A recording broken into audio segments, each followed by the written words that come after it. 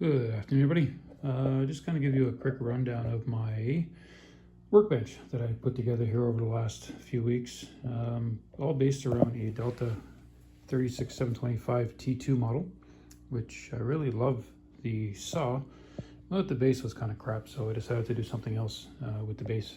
So I built this workbench basically around it. It's got the bow extender fence on it, which is wonderful. Love this thing.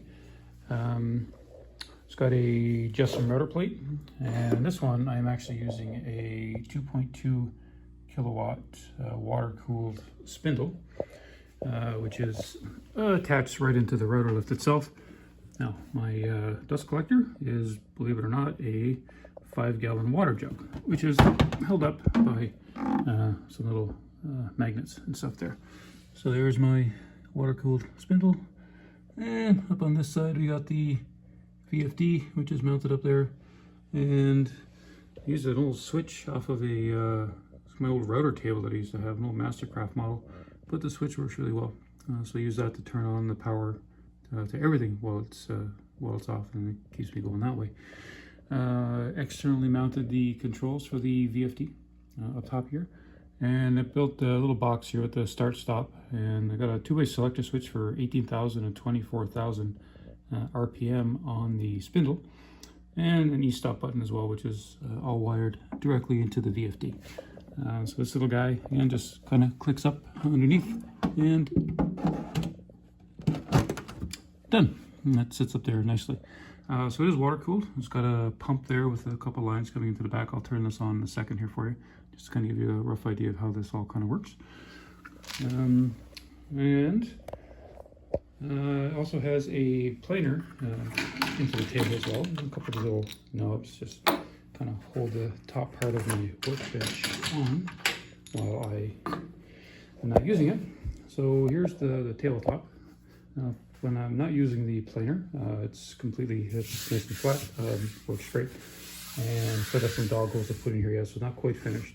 But when I need to use a planer, I just take those two little knobs out, and I can just lift off this piece, which is kind of heavy to do with one hand, but so I got my planer here. It's actually sitting on a platform. I was thinking about doing the old rotating thing, but I just decided against that this time, just to try something a little bit different. So it's actually mounted on a kind of a flip down platform, and it's powered by 250-pound gas shocks, which are attached on the back of it. So whenever I need to use my planer, up it comes. And then it sits there beautifully. Now it is held up quite nice with the shocks. Like there's a lot of force to it. But I also got these other little knobs that I can actually put in there as well, just to keep it secure in case you put any down pressure or anything actually on the planer itself. Yeah, pushing it down, again, is fairly straightforward. To hide the planer away, just a matter of going down this way. Oh, and I'm hitting that knob.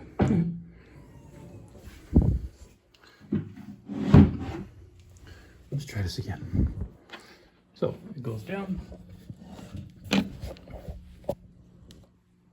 and folds away beautifully, and it's nice and out of the way, and it's works great.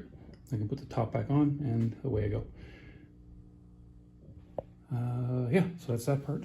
Now, as far as the VFD goes, and the spindle operation goes, so everything is powered. Okay, so using my 2.2 kilowatt spindle here is, again, all attached to the VFD, which is all mounted underneath there. But it's all powered by this one switch. Flick that on.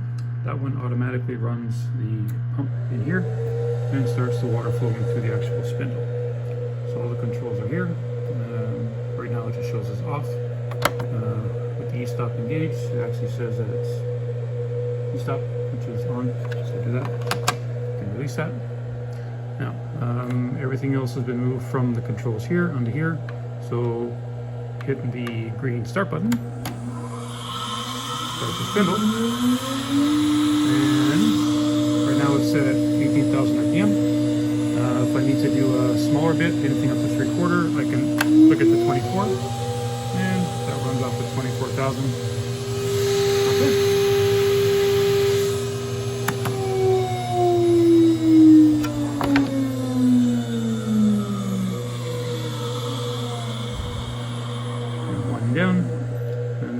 all done, turn the switch off, turns off the pump, and then the VFD powers down. And that is about it. I still have a router fence to make yet. I'm going to have one that attaches to my actual table saw fence, so I can attach it on and off with probably a couple of mag switches just to hold it on there. And then, yeah, onto the dog holes. And I still got some, I'm sure we do shelving, doors, drawers, whatever, along the side of this in the back yet. I'm not really sure. But it is kind of it is a bigger unit. You know, it's, the table itself, or the whole saw itself, was about 62.5 inches wide. So I'm at 62.5 inches from this side all the way to there. And then down right to the first line, you can kind of see just before where this starts, right here, is about the 4-foot mark, right there. And then the other half is just a piece of, it's all MDF, 3/4 inch, double layered, and covered in 2 coats of, what did I use for this stuff? Shellac. And it's really nice because it's a nice kind of a matte finish. Came out quite darker than I thought, but I like it. Looks really good. And I've spilled stuff on this already, and haven't had an issue with it. So that's kind of where I'm at right now, and we'll see how the next little bit goes. Thanks.